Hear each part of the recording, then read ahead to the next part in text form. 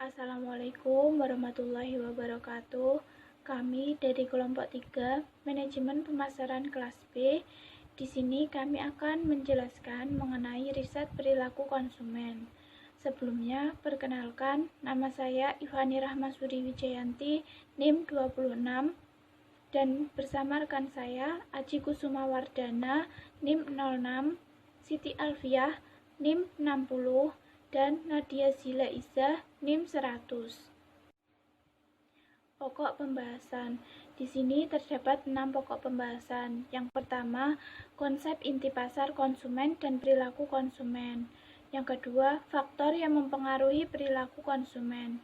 Ketiga, konsep analisis bisnis dan perilaku pasar konsumen.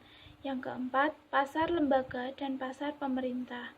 Kelima, jenis-jenis dan proses keputusan pembelian. Dan yang keenam, riset perilaku konsumen. Konsep inti pasar konsumen dan perilaku konsumen.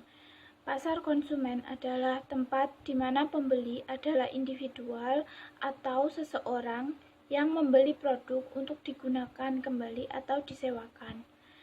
Nah, sedangkan perilaku konsumen adalah tingkah laku konsumen yang menggambarkan atau menunjukkan pencarian untuk membeli menggunakan suatu produk dan jasa.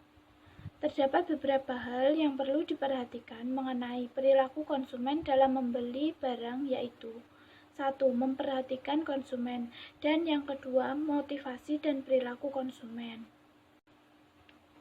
Selanjutnya yaitu faktor yang mempengaruhi perilaku konsumen. Nah, yang pertama yaitu faktor kebudayaan. Kebudayaan yang dianut oleh seseorang sangat mempengaruhi perilaku konsumen tersebut atau seseorang tersebut. Nah, Subbudaya merupakan kebudayaan yang lebih kecil atau yang lebih spesifik sehingga memberikan identifikasi dan sosialisasi terhadap kespesifikan para anggotanya. Selanjutnya, kelas sosial. Kelas sosial merupakan sekelompok seseorang yang memiliki kedudukan yang sama dan bertahan dalam jangka waktu yang sama di masyarakat, serta memiliki nilai, perilaku, dan sikap yang serupa atau sama. Selanjutnya yaitu faktor sosial. Kelompok referensi. Kelompok referensi seseorang terdiri dari seluruh kelompok yang memiliki peran baik secara langsung maupun tidak langsung terhadap perilaku konsumen atau seseorang. Keluarga. Dalam faktor sosial ini, keluarga dibedakan menjadi dua, yaitu keluarga orientasi atau keluarga inti dan keluarga prokreasi atau pasangan hidup. Selanjutnya, peran dan status. Seseorang tentunya selalu mengikuti kelompok atau berpartisipasi dalam kelompok, baik itu keluarga, klub, atau organisasi. Nah, posisi seseorang tersebut yang dimaksud dengan peran dan status. Selanjutnya yaitu faktor pribadi. Terdapat umur dan tahapan siklus hidup. Kedua, pekerjaan, keadaan ekonomi, gaya hidup, dan kepribadian dan konsep diri. Selanjutnya yaitu faktor psikologi. Yang pertama ada motivasi, persepsi, proses belajar, dan kepercayaan dan sikap. Ya, melanjutkan penjelasan dari rekan saya tadi, selanjutnya tentang konsep pasar bisnis dan juga perilaku pasar bisnis, di mana pasar bisnis merupakan suatu tempat di mana produsen melakukan penawaran barang dan jasa kepada para konsumen dengan strategi-strategi pemasaran yang handal untuk mempengaruhi konsumen agar dapat memiliki barang dan jasa yang ditawarkan oleh produsen tersebut. Di sini selanjutnya ada pasar bisnis dengan ciri-ciri yang sangat berbeda dengan pasar konsumen. Yang pertama, pembeli lebih sedikit, yang kedua pembeli lebih besar, yang ketiga hubungan pemasok dan pembeli bisnis lebih erat, dan yang keempat ada pembeli bisnis berkonsentrasi kepada geografisnya, yang kelima permintaan turunan, selanjutnya ada permintaan tidak elastis, dan yang ketujuh ada permintaan berfluktuasi, dan yang terakhir ada pembelian profesional. Selanjutnya di sini ada situasi pembelian pasar bisnis, di mana ada pembelian ulang langsung. Pembelian ulang langsung adalah situasi pembelian di mana departemen pembelian yang memesan secara rutin dan berulang-ulang. Selanjutnya ada pembelian ulang modifikasi. Di sini pembelian ulang modifikasi adalah situasi di mana pembeli ingin memodifikasi spesifikasi produk, harga, syarat pengiriman, dan sebagainya. Dan yang ketiga ada tugas baru. Di sini tugas baru adalah situasi pembelian di mana pembeli membeli produk untuk jasa untuk pertama kalinya. Dan selanjutnya ada 7 peran dalam proses keputusan pembelian. Di sini yang pertama ada pencetus atau inisiator, di mana mereka meminta untuk membeli sesuatu. Mereka bisa saja merupakan pemakai atau pihak lain dalam organisasi. Selanjutnya yang kedua ada pemakai atau user. Di sini mereka adalah sang pemakai barang atau jasa tertentu. Dalam banyak kasus, pemakai mengajukan proposal pembelian dan membantu penetapan persyaratan produk. Dan yang ketiga ada pembeli pengaruh atau influencer. Di sini orang-orang yang mempengaruhi keputusan pembelian. Mereka sering membantu perumusan spesifikasi dan juga memberikan informasi untuk mengevaluasi alternatif. Selanjutnya ada pengambil keputusan atau deciders. Di sini orang yang memutuskan persyaratan produk dan pemasok. Dan yang kelima ada pemberi persetujuan atau approver. Di sini orang yang mengotorisasi atau menyetujui tindakan yang diusulkan oleh pengambil keputusan atau pembeli. Selanjutnya ada pembeli atau buyer. Di sini orang yang memiliki wewenang formal untuk memilih pemasok dan menyusun syarat pembelian. Dan yang terakhir ada penjaga gerbang atau gatekeepers. Di sini orang-orang yang memiliki kekuasaan untuk menghalangi penjual dan informasi sehingga tidak dapat menjangkau anggota pusat pembelian.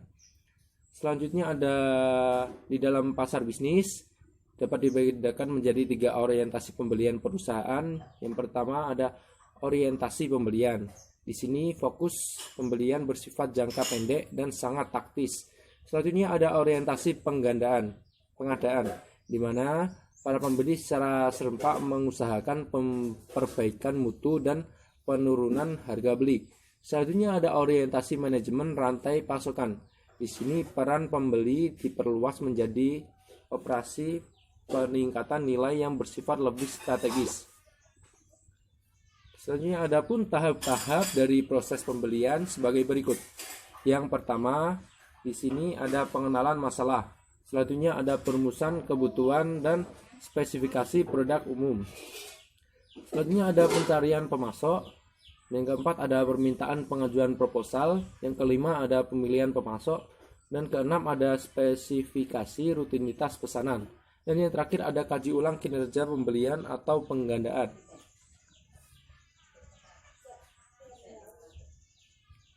Selanjutnya ada para pembeli bisnis menanggapi 4 pengaruh utama. Yang pertama ada faktor lingkungan, selanjutnya ada faktor organisasi, ada faktor antar pribadi, dan yang terakhir ada faktor pribadi. Proses pengambilan keputusan.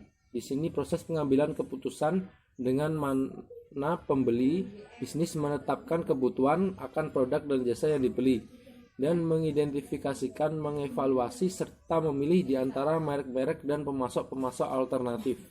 Selanjutnya ada karakteristik pasar bisnis. Pasar bisnis pada dasarnya serupa dengan pasar konsumen, baik dengan orang-orang yang memegang peran pembelian maupun yang mengambil keputusan untuk memenuhi kebutuhan sehari-hari. Selanjutnya ada struktur pasar dan permintaan. Pasar bisnis lebih banyak menjual kepada pembeli yang jauh lebih sedikit tetapi jauh lebih besar daripada pemasar konsumen. Pasar bisnis juga cenderung lebih memusat secara geografis dibandingkan dengan pasar konsumen. Permintaan bisnis di sini merupakan permintaan turunan. Permintaan bisnis itu pada akhirnya berasal dari permintaan akan barang-barang konsumsi. Selanjutnya ada sifat unit pembelian. Di sini pembeli bisnis biasanya melibatkan pemeran serta yang lebih banyak di samping menyangkut pembelian yang lebih profesional. Pembelian bisnis seringkali dilaksanakan oleh agen-agen pembelian yang terlatih secara profesional yang menghabiskan masa-masa kehidupan kerja mereka untuk mempelajari bagaimana cara membeli lebih baik. Selanjutnya ada faktor-faktor rangsangan pembelian pemasaran. Ini adalah seluruh kegiatan pemasaran yang ditujukan ke pasar, meliputi beberapa aspek, yaitu yang pertama ada aspek produk. Di sini menyangkut dengan kualitas, model baru, bahan yang dipergunakan, popularitas, merek, garansi, dan juga reputasi. Soalnya ada di harga yang murah, prestis, pembelian ataupun diskon.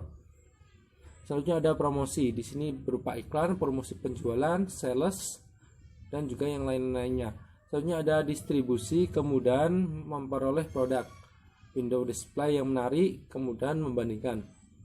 Selanjutnya faktor rangsangan lainnya ini adalah faktor-faktor lingkungan eksternal ataupun dari luar pribadi seseorang.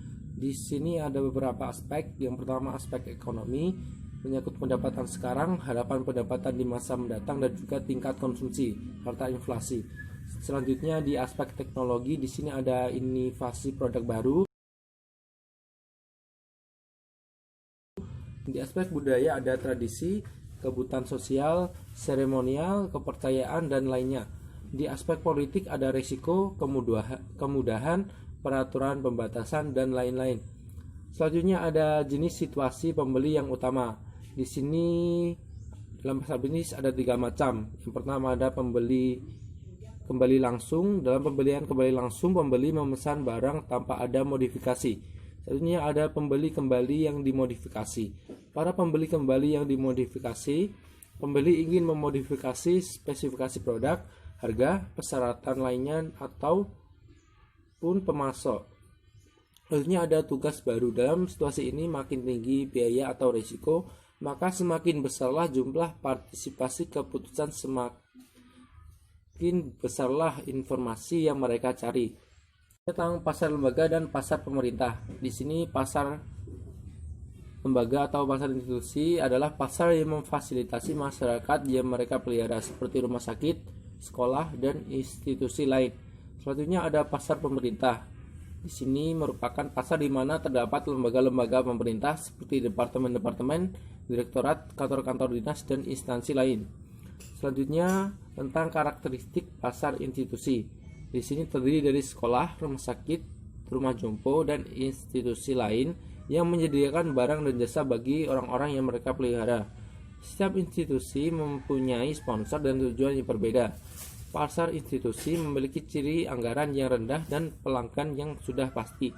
Selanjutnya ada banyak pemasar mendirikan divisi terpisah untuk melayani ciri dan kebutuhan khusus pembeli institusi. Yang terakhir ada karakteristik pasar pemerintah. Di sini ada unit pemerintah federal, negara bagian, dan lokal yang membeli atau menyewa barang dan jasa guna menunaikan fungsi utama pemerintah. Selanjutnya ada biaya meminta pemasok mengajukan penawaran, dan biasanya mereka memberikan kontrak kepada pemasok yang menawarkan harga terendah. Umumnya lebih menyukai pemasok domestik daripada pemasok asing. Sebagian besar pemerintah akan memberikan pemasok pendanaan yang lengkap yang menerangkan cara menjual kepada pemerintah. Yang selanjutnya ada kriteria non-ekonomi juga memainkan peran dalam pembelian pemerintah. Yang selanjutnya itu ada jenis-jenis dan proses keputusan pembeli. Untuk yang pertama itu ada perilaku pembelian yang rumit. Perilaku ini terdiri dari 3 langkah proses. Awalnya, konsumen mengembangkan keyakinan tentang produk tertentu. Yang kedua, konsumen membangun sikap tentang produk tersebut. Dan yang ketiga, konsumen memilih untuk membuat pembelian yang cermat. Nah, untuk yang kedua, ada perilaku pembelian pengurangan ketidaknyamanan. Untuk ini, terkadang konsumen sangat terlibat dalam pembelian, namun mereka hanya memilih sedikit perbedaan antara kedua merek tersebut. Untuk yang ketiga ada perilaku pembelian karena kebiasaan. Untuk perilaku ini, pada kondisi ini keterlibatan konsumen rendah serta tidak adanya perbedaan antara merek yang signifikan. Untuk yang keempat itu ada perilaku pembelian yang mencari variasi. Beberapa situasi pembelian ditandai oleh keterlibatan konsumen yang rendah, tetapi perbedaan antar merek ini sangat signifikan. Untuk yang Selanjutnya itu ada proses keputusan pembelian. Yang pertama itu ada pengenalan masalah. Untuk pengenalan masalah ini, proses pembelian dimulai saat pembeli menyadari adanya masalah atau kebutuhan pembelian, merasakan adanya perbedaan antara keadaan aktual dan sejumlah keadaan yang diinginkan. Untuk yang pencarian informasi, itu ada konsumen yang ingin memenuhi kebutuhannya akan terdorong untuk mencari informasi produk. Pencarian informasi terdiri dari 2 jenis menurut tingkatannya. Untuk yang ketiga, keputusan melaksanakan maksud pembelian, konsumen dapat membentuk 5 sub keputusan merek, 5 sub keputusan. Yang pertama itu ada merek, penyalur, kuantitas, waktu, dan metode pembayaran. Nah, untuk yang terakhir itu ada perilaku konsumen pasca pembelian. Kepuasan merupakan fungsi kedekatan antara garapan dan kinerja anggapan produk. Jika kinerja tidak memenuhi harapan, konsumen kecewa. Jika memenuhi harapan, maka konsumen akan puas. Perasaan ini menentukan apakah pelanggan membeli produk kembali dan pelanggan bisa setia atau tidak.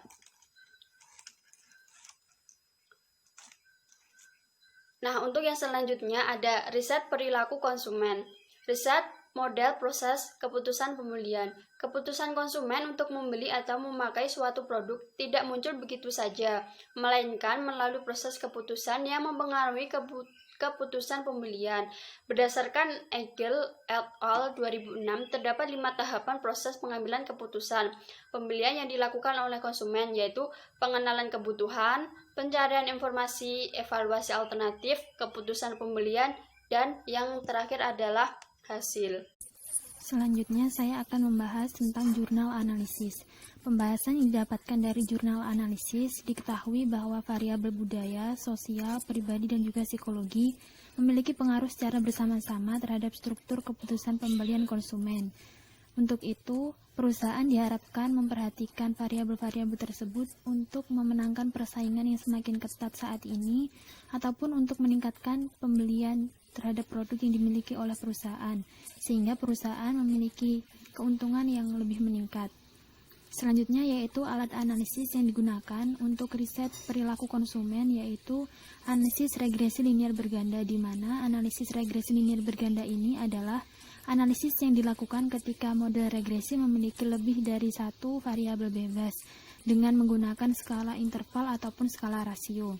Adapun tahapan-tahapan yang dilakukan untuk melakukan analisis regresi linear berganda ini, yang pertama yaitu uji validitas dan juga reliabilitas. Yang kedua yaitu uji asumsi klasik. Uji asumsi klasik yang digunakan dalam analisis ini yaitu uji normalitas, multikoleniaritas, dan juga heteroskedastisitas. Dan yang terakhir yaitu uji regresi linear berganda, di mana uji ini dilakukan untuk mengetahui ketepatan prediksi antara pengaruh variabel bebas atau variabel independen terhadap variabel dependen. Untuk itu, yang diperhatikan dalam uji regresi linear berganda ini yang pertama yaitu koefisien korelasi, uji F, dan juga uji T. Selanjutnya yaitu contoh kuesioner. Di sini kelompok kami menggunakan analisis perilaku konsumen dan produk terhadap keputusan pembelian produk di PT Melia Sejahtera pada mahasiswa Fakultas Ekonomi, Program Studi Manajemen Universitas Medan. Dengan kriteria penilaian yang dilakukan yaitu SS sangat setuju dengan poin 5, S setuju dengan poin 4, KS kurang setuju dengan poin 3, TS tidak setuju dengan poin 2, dan juga STS sangat tidak setuju dengan poin 1. Sekian presentasi dari kelompok kami, kurang lebihnya kami mohon maaf. Wassalamualaikum warahmatullahi wabarakatuh.